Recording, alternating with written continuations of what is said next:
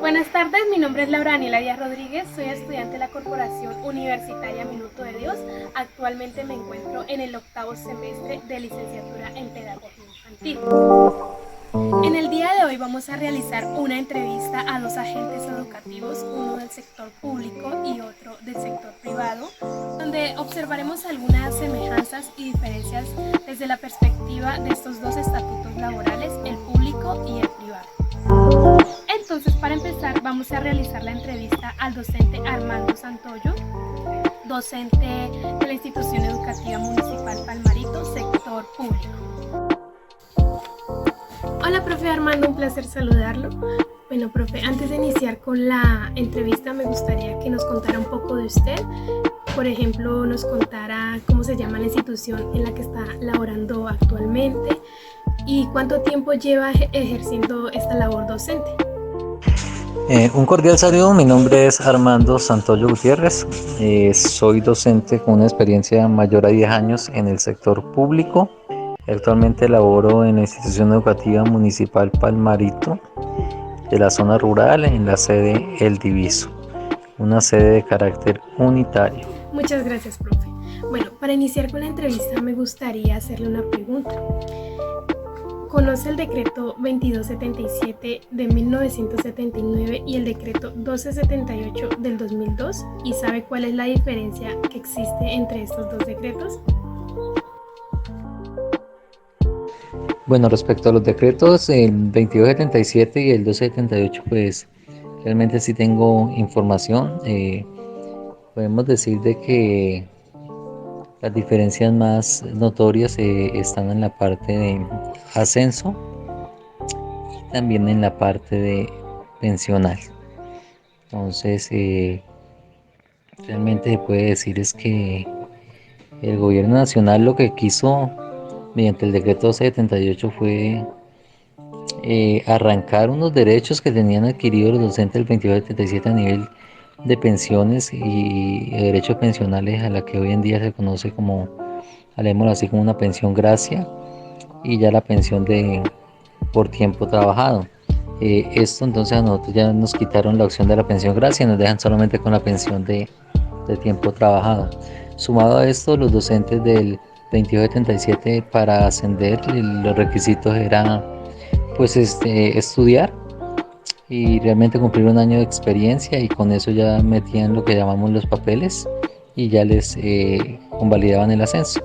En aras de también de evitar digamos cierta facilidad, llamémoslo así, en los ascensos, pues entonces al 1278 ya nos vincularon con un proceso de evaluación.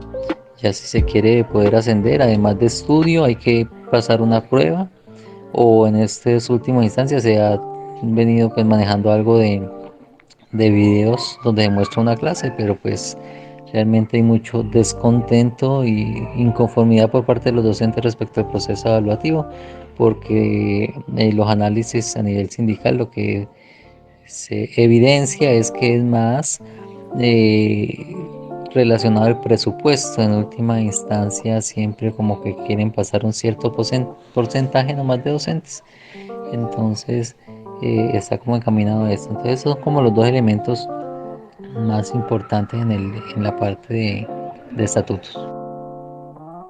Vale, profe, muchas gracias.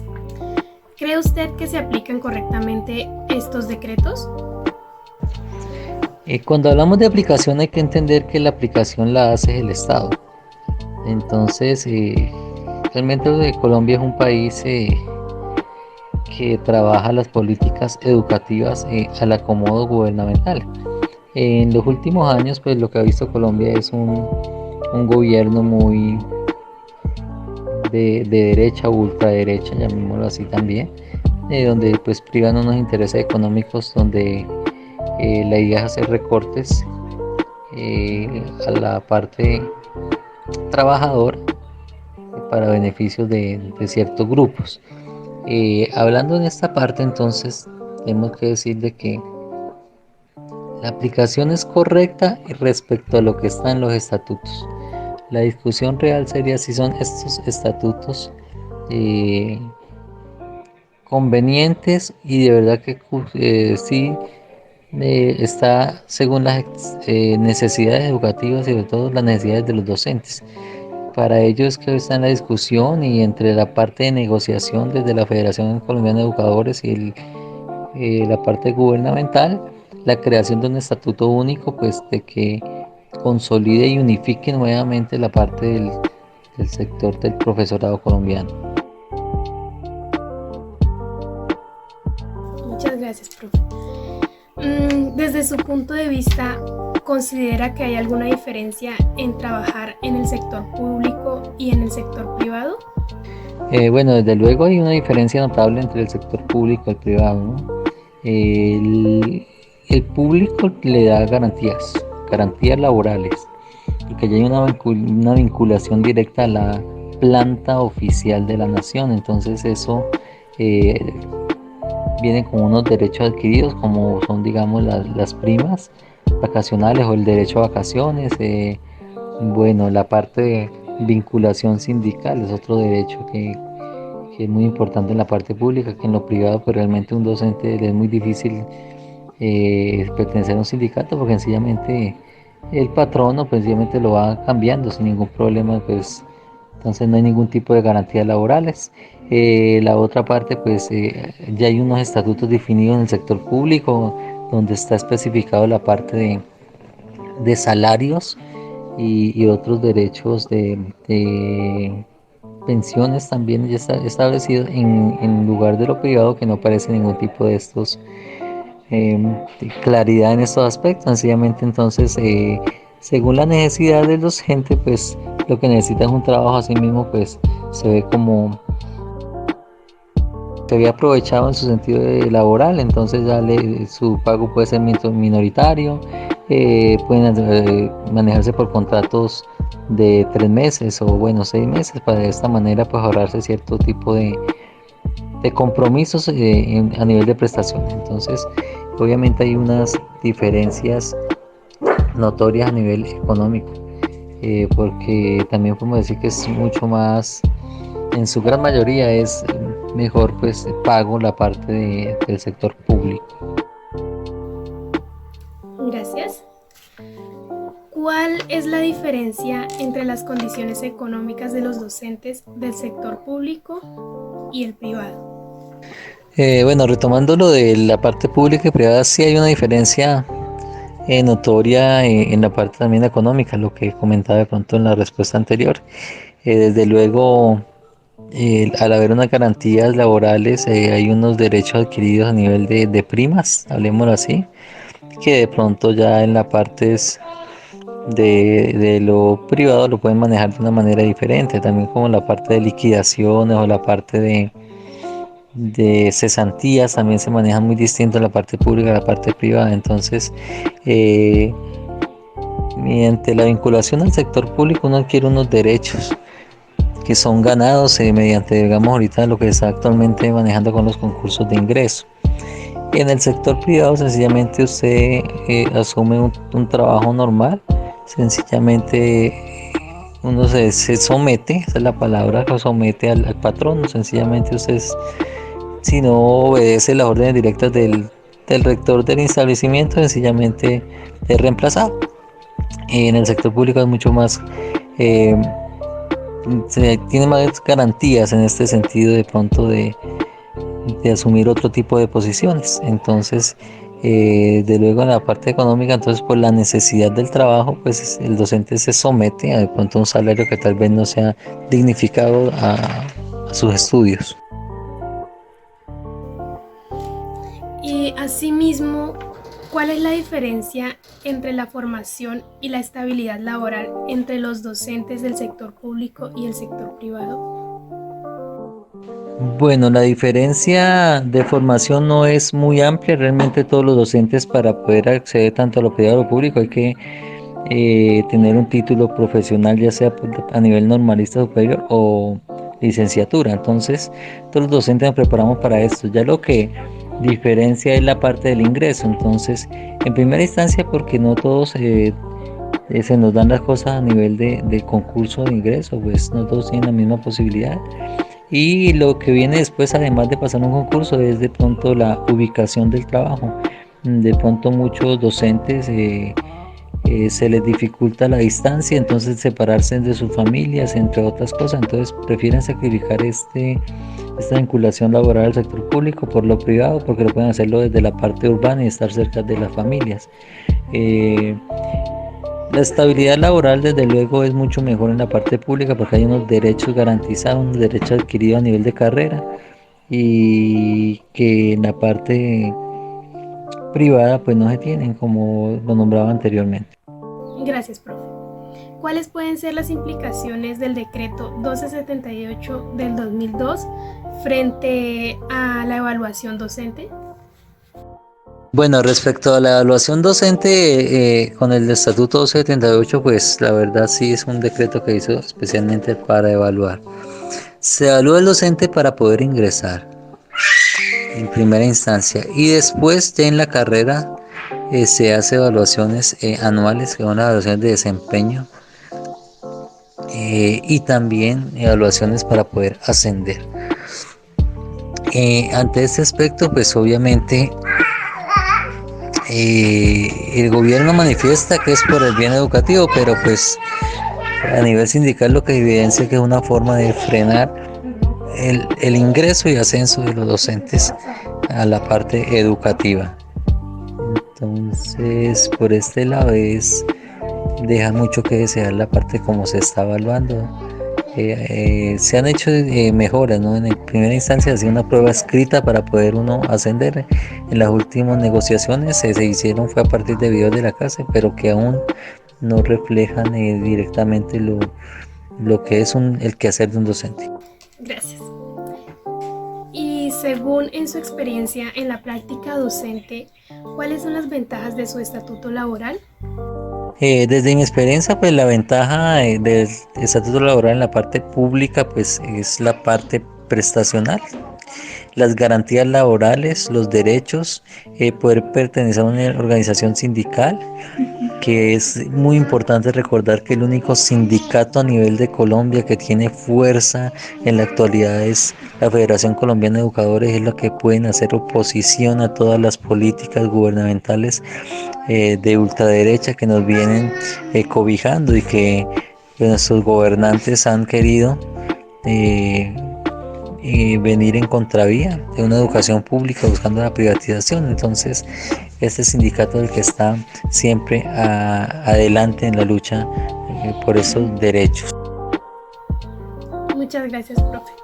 Y como última pregunta, ¿puede mencionar 3 palabras que representen la profesión docente? Para mí 3 palabras que representan la profesión docente es, en primera instancia, la vocación, fundamental para esta carrera, el profesionalismo, porque también es una profesión, y desde luego la entrega en la labor docente. Ok, profe. Muchas gracias por su colaboración.